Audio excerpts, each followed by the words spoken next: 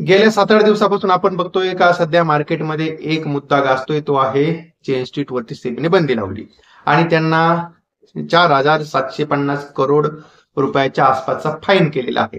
तो फाईन सुद्धा भरायला सांगितलेला आहे आणि आता सध्या त्यांच्यावरती बंदी आहे. अशा ह्या संपूर्ण घडामोडी चालू होत्या. पण आता ह्या सगळ्या घडामोडीमध्ये आज सकाळी सकाळी एक महत्वाची अपडेट आली. मार्केट सुरू होण्यापूर्वी ती अपडेट आली. खरं तर आता ही गोष्ट कोणाकडनं यायला पाहिजे होती? सेबीकडनं यायला पाहिजे होती.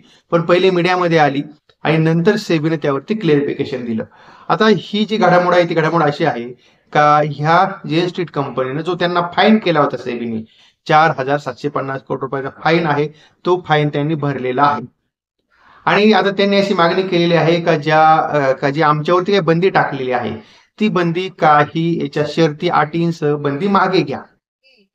पण आता ज्यावेळेस मीडियामध्ये बातमी आली, सकाळी 8-8:15च्या आसपास मीडियात बातमी आली, सेबीने क्लेरिफिकेशन दिलं साधारणतः 10च्या आसपास का बाबा हा यांचे पैसे आलेले आहेत, यांना जो आम्ही फाईन केला होता तो फाईन आता यांनी भरलेला आहे, असं जे नोटिफिकेशन आहे ते सेबीने जारी केलं.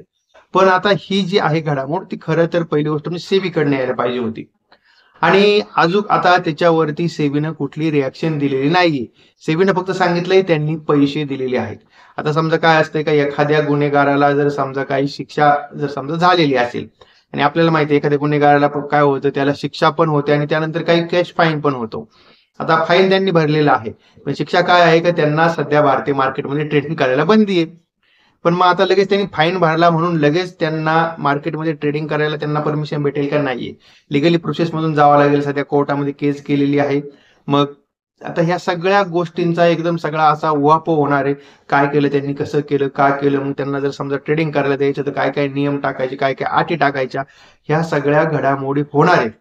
मग त्यांना कुठं त्या ठिकाणी परत ट्रेडिंगला परमिशन सेबी देणार आहे. म्हणजे लगेच आज त्यांनी पैसे भरले आणि लगेच आजच्या आज त्यांना परमिशन भेटली असं होत नाही. तेव्हा मग आपण बघतोय का सकाळी निफ्टी ओपन झाल्यानंतर साधारणतः 100 पॉईंटच्या आसपास मायनस गेला आणि त्यानंतर जे गुंतवणूकदारामध्ये जोश आला असेल सकाळी सकाळी, अरे जेन स्ट्रीटनं पैसे भरलेत आणि मग आता वरती जाईल, मार्केट वरती जाईल, करा खरेदी असं करता करता जवळजवळ 70 पॉईंटच्या आसपास निफ्टी रिकव्हर झाला. परत आता निफ्टी 100 पॉईंट खाली आलाय.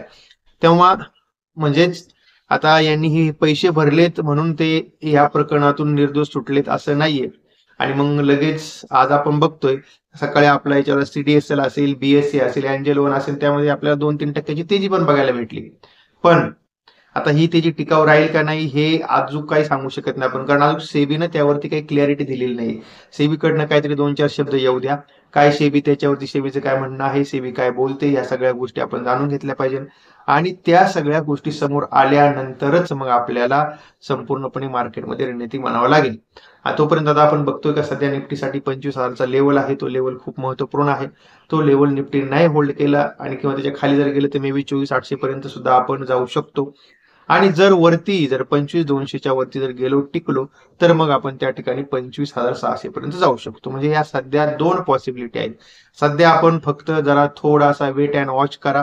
जे काही सेबी म्हणते, जे काही सेबी सांगते यांच्या बाबतीमध्ये, आणि त्या गोष्टी पहिल्यांदा क्लिअर कट येऊ द्या. निव्वळ आपण मीडियामधल्या न्यूजवरती भरोसा ठेवू नका. कारण काय होतंय, कसं असतंय, मार्केट हे खूप सेन्सिटिव्ह आहे.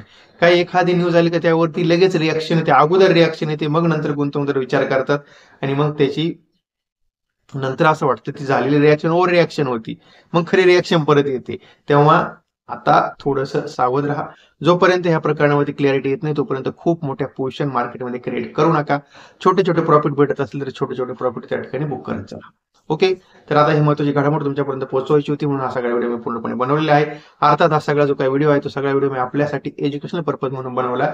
या व्हिडिओमध्ये तुम्हाला कुठल्या प्रकारे खरेदीचा किंवा विक्रीचा सल्ला मी दिलेला नाहीये, आपण ही गोष्ट लक्षात ठेवा.